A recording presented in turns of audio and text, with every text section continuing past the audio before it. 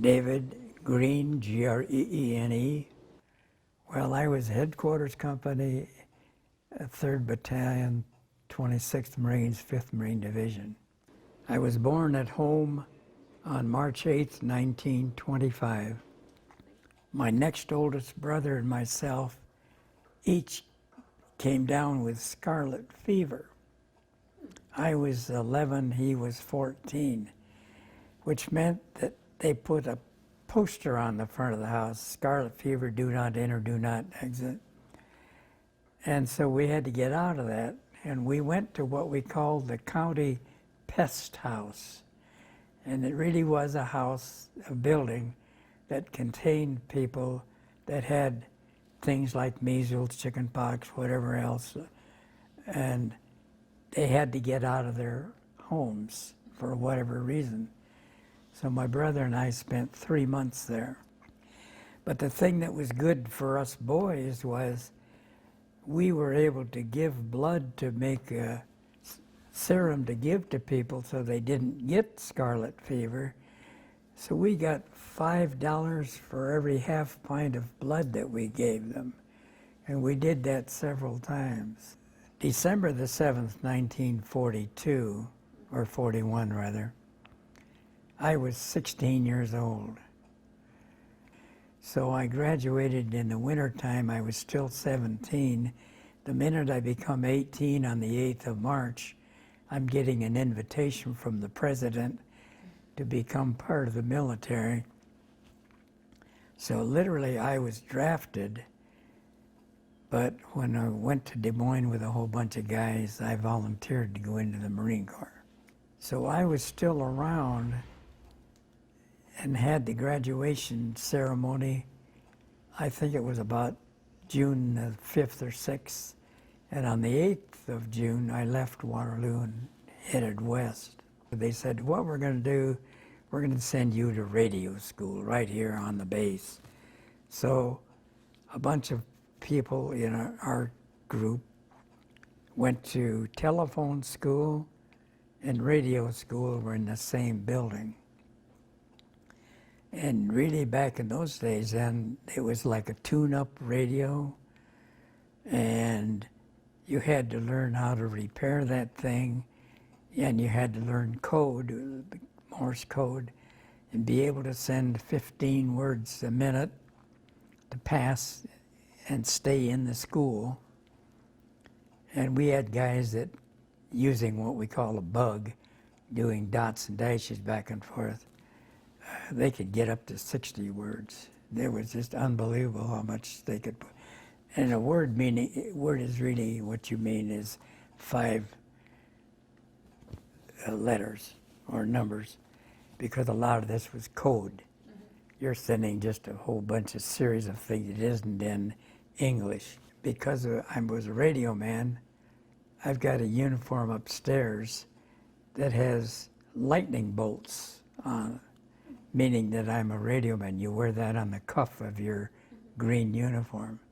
There's more than one kind of a radio, so I went on for another 30 days to know how to run radios that are in tanks, or land tanks or amphibious tanks. My job was radio, but you got a driver, a bow gun, you got a person that's running the 75 millimeter cannon, you got a radio man, you got a commander. So there's 5 guys in that tank. And you had to learn everyone else's job in case they were wounded. So here I am, an 18-year-old kid, and part of my time was actually driving that great big monster of a tank. And then you talk about a fun thing to do. I was then out of that tank and into the infantry, and it was the SCR 300, they called it. Okay. It's an FM radio, and that's one thing that's wrong with it. FM means straight line. AM are waves that go into valleys and go into the hills. But when we landed in Iwo Jima, it has a rise to the center. That ground is, let's say, 50 feet at a minimum higher than the ocean. And then as you go up the island to the right hand or going north, it rises and rises until it's, well, at least 150 feet above water. And then you got Mount Suribachi down here that's 545 feet tall. So we are going right straight across the island because we're going to set up some machine guns on the other side because the tide's going to go out and we're going to have a big wide beach that Japanese could circumvent our end of our line and come in behind us. So my first job was to go with a bunch of machine gun people up over to the center, to the high part of the island, then go back down again to the far shore. I told those guys, I said, you're sending a radio man into territory where nobody can hear him. I said, this FM radio, the minute I go over the crest of the center of the island and start down, if I'm down any length of my long antenna, you're not going to hear me and nobody. So I went with these machine gun guys, and of course the minute I get over the height of my antenna, I'm out of communication, so I just stayed down there with them overnight. The next morning, because that beach is rather wide right now, the Japanese are putting mortar fire. They're dropping half a dozen at a time mortar shells. And then they're coming this way closer. And then they're coming this way closer and closer. So we decided, you know, it's sort of, we're supposed to stay here till 9 o'clock. If we do, we're just stupid because we're going to get the heck out of there and get up here on the high ground. And for the first 3 days, that battle went day and night. There was no ceasing of fighting. So I'm not on that first line of attack. I'm going in at 5 o'clock in the afternoon. But 9 o'clock in the morning, there's 360 craft that are hitting the beach in about 3 different waves. The beach is 2¼ miles long.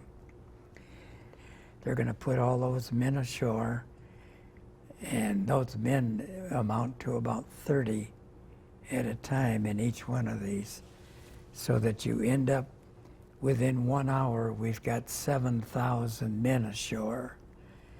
And by nightfall, we've got 30,000 Marines ashore. Of that first 7,000 that went ashore, Kiribayashi, the Japanese general, his whole thought was, I know there's no way for me to keep these guys offshore. So let's just let them come in. And when they all get pretty well bunched up on the shore, because they're going to have to go forward and then make a right-hand turn, because we're at the narrow part of the island. Where we landed, the island's only 700 yards wide. And then we turn and the battle goes that way. So he let us come ashore. So there's 7,000 of us ashore very quickly. He waits till we get there, and then he just bombs the hell out of it. And the next thing you know, we've got 650 dead people and another 1,900 wounded. So we've got 1/3 of all of the people that came ashore in that first series of waves are already gone. They're out of the battle. We lost one of our commanding officers, the second or third in command. We lost him at the beach. He got hit in the hand with something, and he left the island, so we didn't have him at all. So we're going on the front line on the 3rd day, and we just get on the front line, and in comes a shell that lands right into our command post. I'm outside of that hole. In other words, bombs that have landed from airplanes or heavy artillery make nice big holes. And so they've become command centers. They're about 8 foot deep and they're about 25, 30 feet wide. So you can get a lot of people in there. Well, they got a lot of people in this one, and the next thing you know, a shell comes in and the colonel gets killed, and the second is already gone, and the third gets killed, so we have nobody in charge. We get a replacement by the name of Fagan. Major Fagan had quite a career. He'd been in the Marine Corps quite a while. And he'd been, at one point in time, he'd been a light colonel, but he had a pendant to getting himself drunk. But the funniest thing was that we had a big Texan, about 6'3", and he was a telephone man. And Fagan decided, after Fagan became our commanding officer, he wanted something like a big target carrying his radio for him, being his radio man. So he blessed our old buddy Leon Duke. Leon Duke, a big red-headed sweetheart of a Texan teddy bear, became Fagan. And you could see these guys walking. Here's this 6'3", and he was about 5'4". He wanted the Japs to see a bigger target than himself. Neither one ever got shot, however, so it didn't matter. When I was landing on Iwo Jima, I was landing with a 30-pound radio on my back, which was inside of a 5-pound rubber case so it wouldn't get wet. And I had my pack on the front. In your pack, you have 3 days worth of food, which are K rations. What I remember basically about it is I'm going in a landing craft that has a ramp. So the first thing that you know is that you've been told, when that ramp goes down, you do not go off straight ahead. You jump off the side of the ramp, because as the landing craft lightens and the sea keeps hitting you in the butt of the boat with waves, that landing craft's going to go forward. And you don't want to be, it's going to be a big scissors up ahead of you if you go straight ahead. But when we went ashore that day, we had an artillery barrage going on. Artillery had landed left of us, right next to Suribachi on Green Beach. Japanese had artillery up here, so they started an artillery duel. Here we are, we're going into the high point of the ground on Iwo Jima, and our artillery and their artillery are fighting each other. And what we're doing is we're digging a foxhole by almost like kids do make angel wings, only we're trying to get our hands under us and push the sand away and to lower ourselves, because we're right in the middle of this battle that's going on between these two artillery groups. And you could lay there and see the shells. You could see them going both ways. And you swore up and down if you stood up, you might get hit. There were 21,000 Japanese there that were bound and determined that they were going to either keep the island or die for it. So they all died, every one of them. When I went into battle, I weighed 136 pounds. I get aboard this ship, and I am the dirtiest looking ragtag you ever saw, because you've never taken your uniform off, replaced it in any manner, or your clothes. I never took my shoes off for 36 days. So I get aboard the ship, they strip down, throw the stuff away, and weigh me in. I've lost 22 pounds. You don't spend time eating when somebody's shooting at you. In early August, here comes an atomic bomb. 2 days later, another atomic bomb. And we were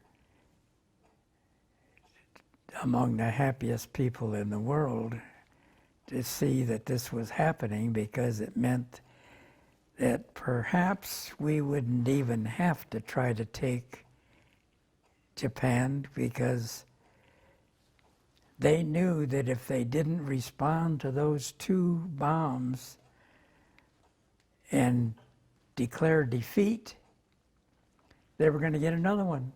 The war was over in the late fall, and by the time I got home on the 6th of March.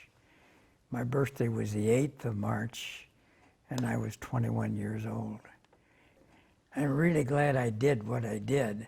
I sure as the devil don't want to ever do it again, but I'm glad that I had that experience.